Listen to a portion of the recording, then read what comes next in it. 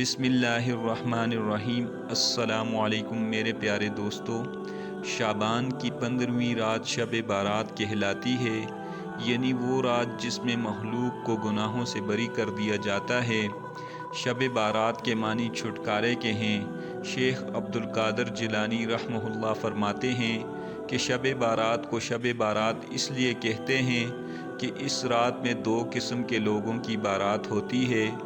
ایک بارات تو بدبختوں کو اللہ تعالیٰ کی طرف سے ہوتی ہے، اور دوسری بارات اللہ تعالیٰ کے دوستوں کو ذلت و خواری سے ہوتی ہے۔ نیز فرمایا، جس طرح مسلمانوں کے لیے روئے زمین پر عید کے لیے 2 دن ہیں، اسی طرح فرشتوں کے لیے آسمان پر 2 راتیں ہیں، یعنی شب بارات اور شب قدر عید کی راتیں ہوتی ہیں۔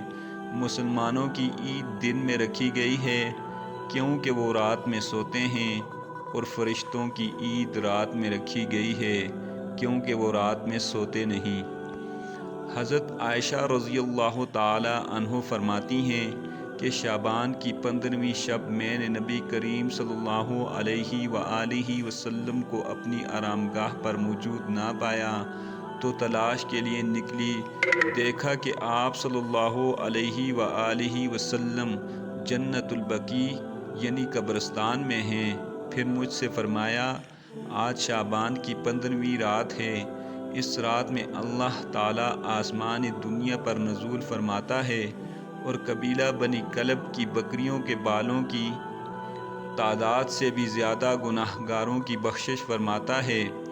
ایک اور حدیث میں آیا ہے کہ اس رات میں اس سال پیدا ہونے والے ہر بچے کا نام لکھ دیا جاتا ہے۔ اس رات میں اس سال مرنے والے ہر آدمی کا نام لکھ دیا جاتا ہے۔ اس رات میں تمام اعمال نامے اٹھائے جاتے ہیں اور تمہارا رزق اتار دیا جاتا ہے۔ ایک اور حدیث میں آیا ہے کہ اس رات میں تمام مخلوق کی مغفرت کر دی جاتی ہے، ماں سوائے 7 اشخاص کے۔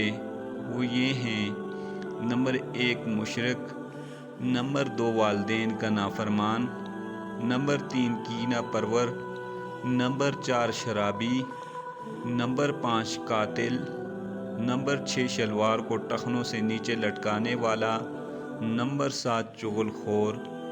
ان 7 افراد کی اس عظیم رات میں بھی مغفرت نہیں ہوتی جب تک کہ یہ توبہ نہ کر لیں۔ حضرت علی رضی اللہ تعالی عنہ سے ایک روایت میں منقول ہے کہ اس رات میں عبادت کیا کرو، اس دن روزہ رکھا کرو۔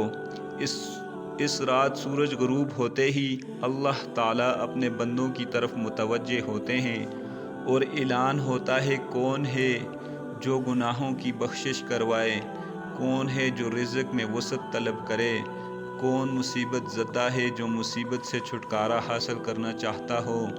ایک اور حدیث میں آیا ہے کہ حضرت عائشہ رضی اللہ تعالی عنہ فرماتی ہیں کہ میں نے نبی کریم صلی اللہ علیہ وآلہ وسلم سے دریافت کیا، آپ ماہ شعبان میں اس کثرت سے روزے کیوں رکھتے ہیں؟ ارشاد فرمایا کہ اس مہینے میں ہر اس شخص کا نام ملک الموت کے حوالے کر دیا جاتا ہے جن کے روحیں اس سال میں قبض کی جائیں گی، لیکن میں اس بات کو پسند کرتا ہوں کہ میرا نام اس حال میں حوالے کیا جائے کہ میں روزے دار ہوں۔ احادیث کریمہ سے ثابت ہوتا ہے کہ اس رات 3 کام کرنے ہیں: قبرستان جا کر مردوں کے لیے ایصال ثواب اور مغفرت کی دعا کی جائے، لیکن یاد رکھیں کہ نبی کریم صلی اللہ علیہ وآلہ وسلم سے ساری حیات مبارکہ میں صرف ایک مرتبہ شب بارات میں جنت البقیع جانا ثابت ہے۔ اس لیے اگر کوئی شخص زندگی میں ایک مرتبہ بھی اتباع سنت کی نیت سے چلا جائے تو اجر و ثواب کا باعث ہوگا، لیکن پھول پتیاں اور چادر چڑھاوے اور چراغاں کا اہتمام کرنا اور ہر سال جانے کو لازم سمجھنا، اس کو شب بارات کے ارکان میں داخل کرنا درست نہیں۔ جو چیز نبی کریم صلی اللہ علیہ وآلہ وسلم سے جس درجہ میں ثابت ہے اس کو اسی درجے میں رکھنا چاہیے۔ اسی کا نام اتباع اور دین ہے۔ اس رات میں نوافل، تلاوت، ذکر و اذکار کا اہتمام کرنا چاہیے، لیکن یاد رکھیں نفل ایک ایسی عبادت ہے جس میں تنہائی مطلوب ہے، یہ خلوت کی عبادت ہے، لہٰذا نفل وغیرہ تنہائی میں اپنے گھر میں ہی ادا کر کے اس موقع کو غنیمت جانیں۔ نوافل کی جماعت اور محسوس طریقہ اپنانا درست نہیں۔ دن میں روزہ رکھنا بھی مستحب ہے۔ ایک تو اس بارے میں حضرت علی رضی اللہ تعالی عنہ کی روایت ہے، اور دوسرا یہ کہ نبی کریم صلی اللہ علیہ وآلہ وسلم ہر ماہ ایام بیض یعنی 13، 14، 15 کے روزوں کا اہتمام فرماتے تھے، لہٰذا اس نیت سے روزہ رکھا جائے تو اجر و ثواب ہوگا۔ باقی اس رات میں پٹاخے بجانا، آتش بازی کرنا اور حلوے کی رسم کرنا، یہ سب حرفات اور رسومات میں شامل ہیں۔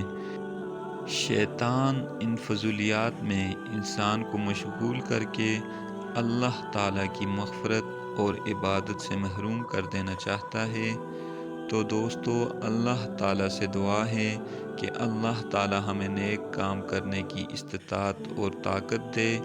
تو اگر آپ کو میری ویڈیو پسند آئے تو میرے چینل کو ضرور سبسکرائب کریں اور دوستوں کے ساتھ شیئر بھی کریں، اور بیل آئیکن کو ضرور پریس کریں تاکہ میری ہر نئے آنے والی ویڈیو آپ کو مل سکے۔